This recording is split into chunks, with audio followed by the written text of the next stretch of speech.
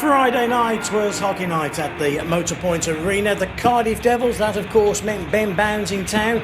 Last time Matthew Myers came to Sheffield, he scored a brace.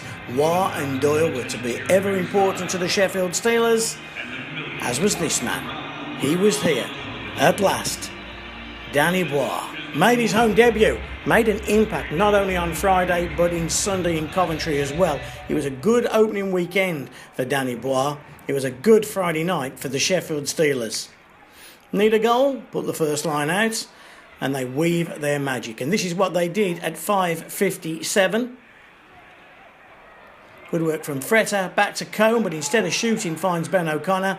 Everybody knows where Matthew Waugh is going to be, right in front. He shoots, he scores. The Steelers lead by 1-0 inside 6 minutes. Every week we say, is there a better man out in front than Matthew Waugh? And every week we can't find a better one. Great play by Kohn to feed O'Connor. And O'Connor knows exactly where to put it.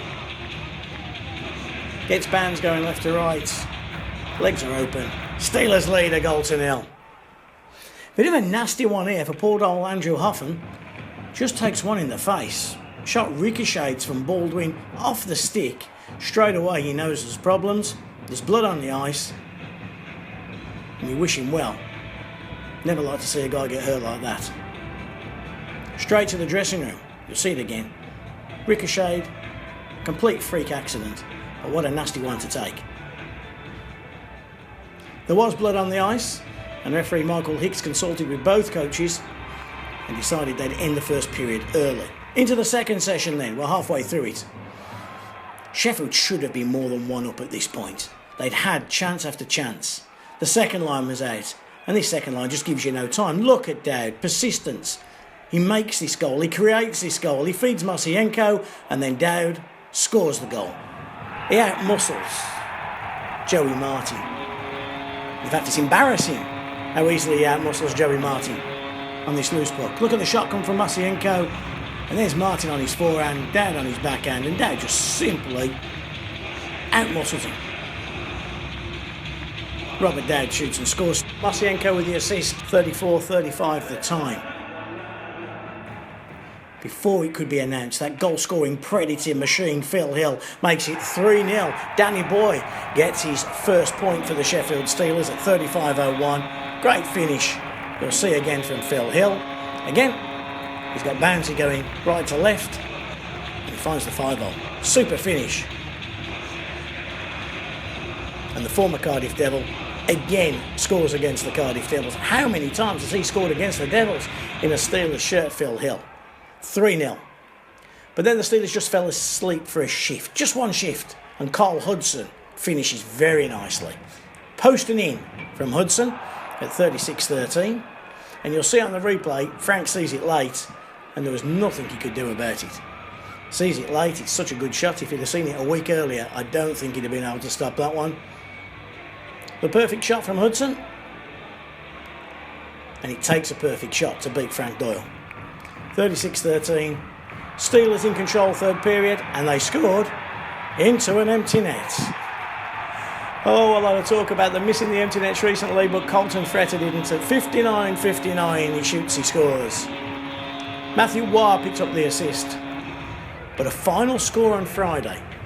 Of the Steelers 4, the Cardiff Devils 1. 48 hours later, the Steelers would go to Coventry and win 4-2.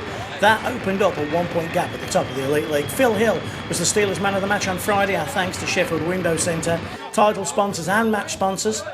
The boys were met by Jason Hewitt. Ho ho, let's go, says Ben O'Connor. Let's see what Dustin Kohn and Gerad Adams had to say post-game. Dustin will start off with the game tonight, an excellent performance and a well-deserved 2 points. Yeah, it was big for us. Cardiff is a good team right now, and they had a big weekend the weekend before, and we knew they were going to be a good opponent for us, and they played hard, and we had a good gutsy effort, I thought. Yeah. I wasn't expecting to interview you tonight. I thought you'd be up in the press box. It was a welcome sight when I saw your name on the team sheet.